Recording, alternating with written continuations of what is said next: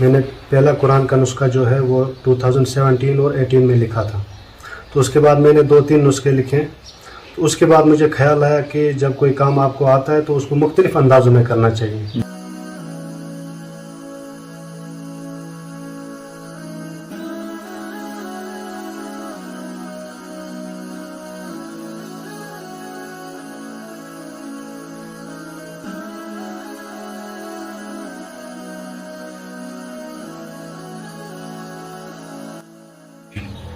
ناظرین السلام علیکم. آپ دیکھ رہے ہیں تو voice of Kashmir online Haya Javed کے ساتھ. ناظرین آج ہم آپ کو ایسی شخصیت سے ملوانے جا رہے ہیں.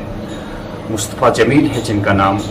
آپ سکرین پہ ہمارے ساتھ دیکھ سکتے ہیں کہ ایک نوجوان لڑکا ہے اور اس جوانی میں کس قدر محنت سے انہوں نے قرآن پاک تحریر کیا ہے.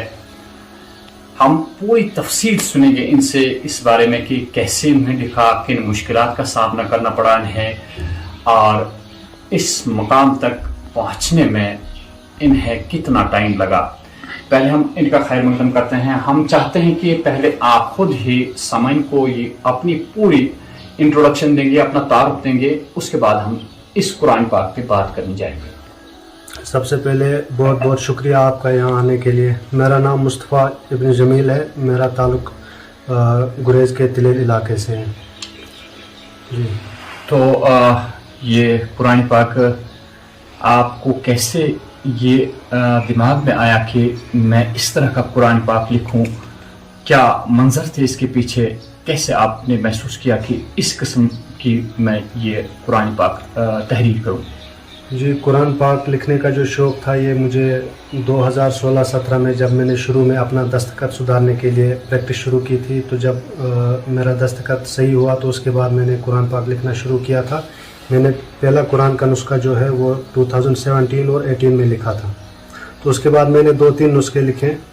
تو اس کے بعد مجھے خیال آیا کہ جب کوئی کام آپ کو آتا ہے تو اس کو مختلف اندازوں میں کرنا چاہیے. جی. تو 1 سال پہلے تقریباً مجھے یہ خیال آیا تھا کہ میں اس نوعیت کا ایک نسخہ بناؤں گا جو ایک ہی پیپر پر لمبائی میں ہوگا. جی.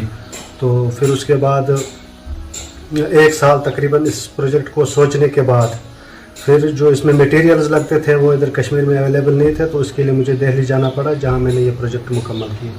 یہ بتائیے کتنا لمبا ہے یہ جو آپ نے لکھا ہے, قرآن پاک کتنا لمبا ہے؟ یہ 500 میٹر لمبائی میں اور چوڑائی میں 14.5 انچ ہے.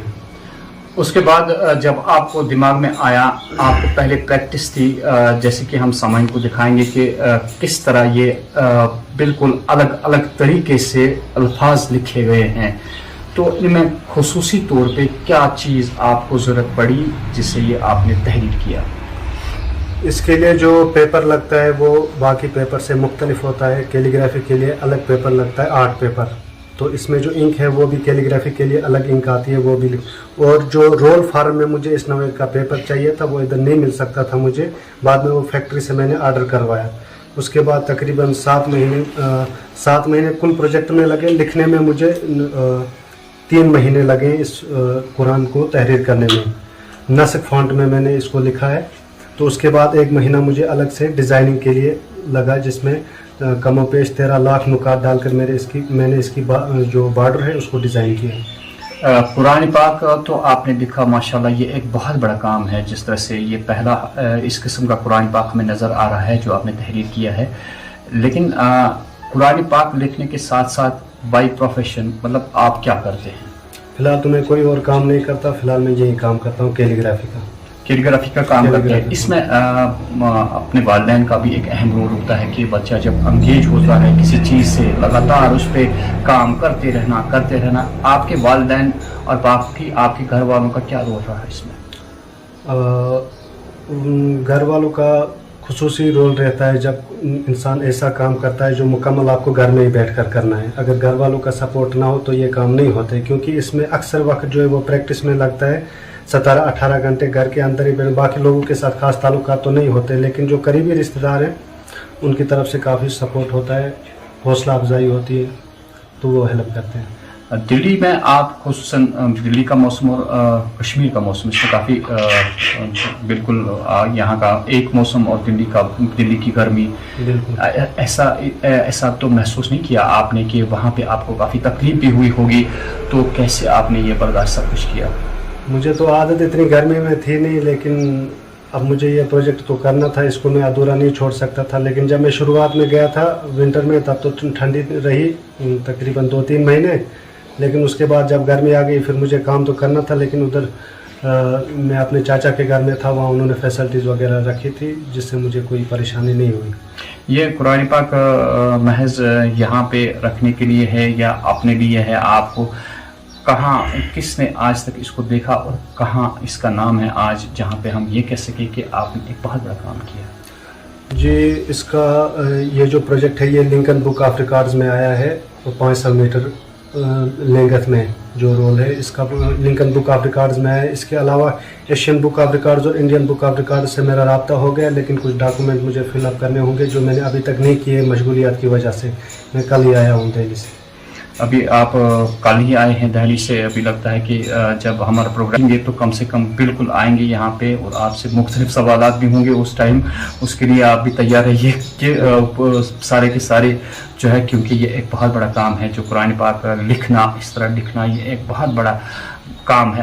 آگے آپ نے یہ پروجیکٹ کمپلیٹ کیا، آگے کیا رائے ہے آپ کی، کیا کرنے کا پروگرام ہے؟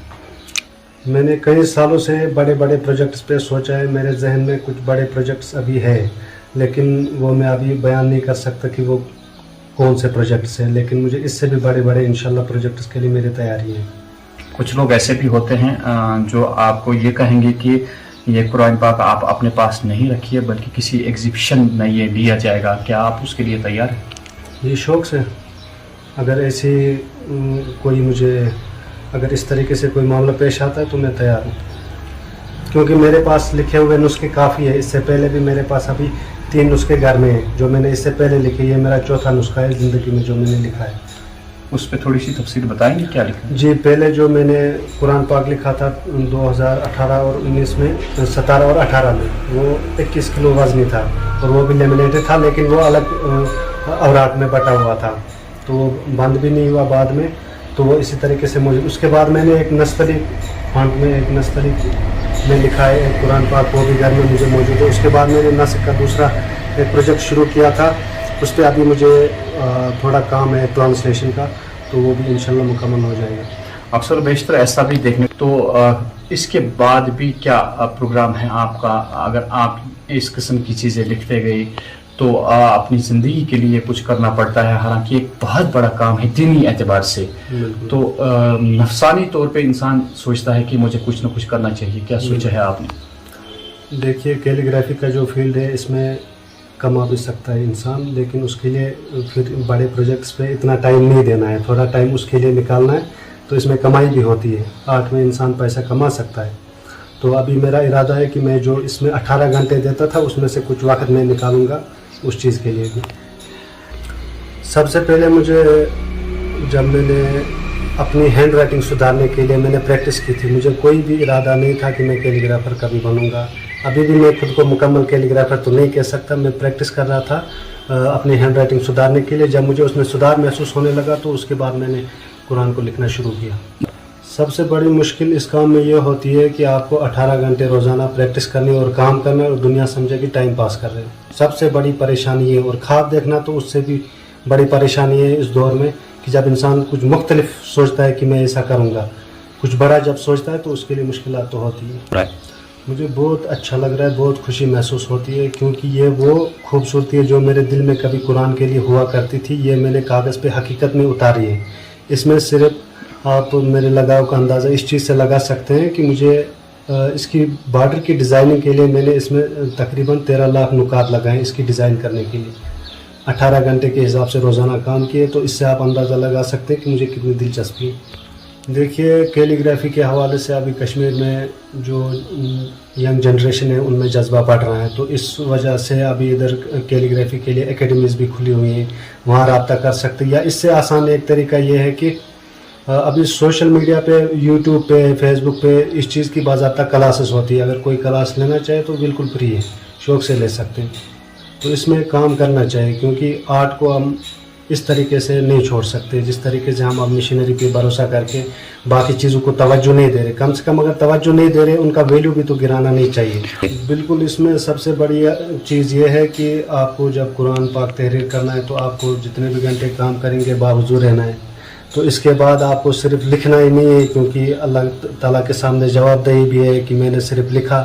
آپ کو سمجھنے کی بھی کوشش کرنی ہے، دھیرے دھیرے آپ کو پڑھنے کے لیے بھی اس کو وقت نکالنا ہے، سمجھنے کی کوشش کرنی. اس کے علاوہ بھی آپ کو تفسیریں اور تراجم وغیرہ جو ہے ان کا بھی خاص خیال رکھنا پڑتا ہے تاکہ ساتھ ساتھ اپنی بھی رہنمائی ہو سکے. جی میرے والد کا تو انتقال ہو گیا، اللہ ان کی قبر کو اپنے نور سے روشن فرمائے، لیکن میری ماں جو ہے اس کا بہت مطلب مجھے اپریشیٹ رہا کہ ہمیشہ سے کہ آپ اس کام کو کرو، بہت حوصلہ